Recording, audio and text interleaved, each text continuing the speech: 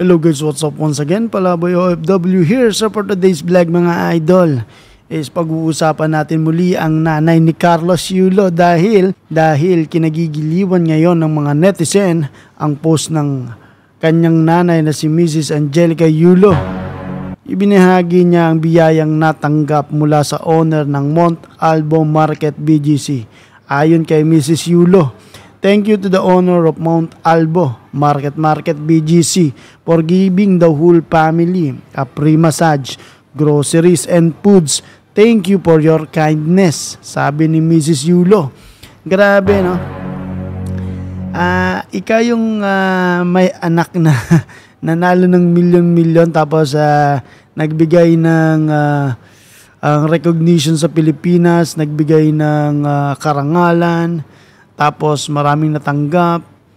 Tapos hindi mo matreat yung pamilya mo, lalo na yung magulang mo. My God. Ano kayang nangyayari dito kay Carlos Yulo? Sana matauhan tong batang ito, no? After many days na hanggang ngayon, hindi pa rin sila nakakapag-usap ng maayos ng kanyang ina at ng kanyang ama. Grabe ka naman, Brad. Anong nangyayari sa'yo? Talaga bang napakataas ng pride mo? Grabe, yung ibang tao pa yung nagtitreat sa magulang mo tsaka sa pamilya mo, no?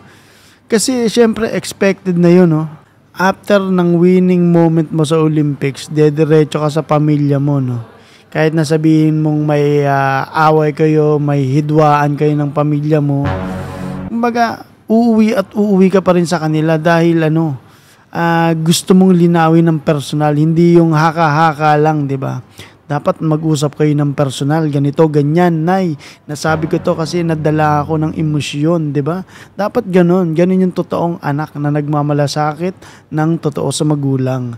Nay, pasensya ka na dahil naka-carried away ako, maraming nagsulsol sa akin, ganito, ganyan. Dapat yun yung una mong ginawa, pero hanggang ngayon, hindi mo pa rin pinapansin yung pamilya mo. Carlos Yulo, bakit ka ganun? Yung ibang tao, nakikita mo na itinitreat siya ng ibang tao, napakasakit no, na meron ka naman dapat na ipang-treat sa kanila. At tapos, sa ngayon, sa lahat ng exposure, sa lahat ng tagumpay mo, ibang tao yung kasama mo. Samantala noong wala ka, nagsisimula ka, yung nanay at tatay mo ang kaliwat kanan mong gabay para makarating ka sa kinalalagyan mo ngayon. So bakit nasaan ka ngayon, Carlos Yulo? Yun. So, I made this video dahil sana matauhan si Carlos Yulo. Kung mapapanood mo to, mag-comment ka. And sana maintindihan mo yung sinasabi ko. Dahil yung mga magulang, minsan lang yan mabuhay sa mundo, mga idol. Dapat bigyan natin ng importansya yan. Alright? So, yun lang mga idol.